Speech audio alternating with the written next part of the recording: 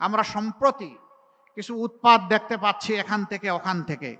বাংলাদেশের মানুষ যখন মুক্তির সন্ধানে তাদের সিদ্ধান্ত নিতে যাচ্ছে, তখন আমাদের আভ্যন্তরীণ ব্যাপারে অনেকে প্রকাশ্যে হস্তক্ষেপ করছেন।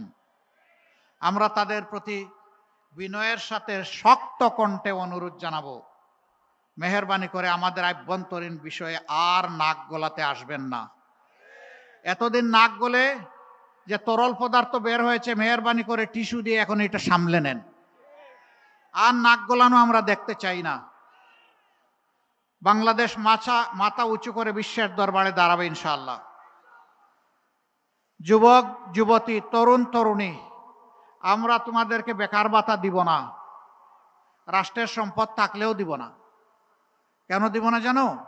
বেকার ভাতা এখানে বেকারের মহাসাগর তৈরি করবে।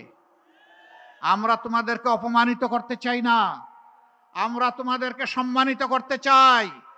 আমরা তোমাদের হাতগুলাকে দেশ গড়ার কারিগরের হাতে পরিণত করতে চাই। প্রত্যেকটি হাতে আমরা কাজ তুলে দিতে চাই। আমাদের তরুণ তরুণী, যুবক যুবতীরা কারো কাছে দয়ার বেকার ভাতা চায় না।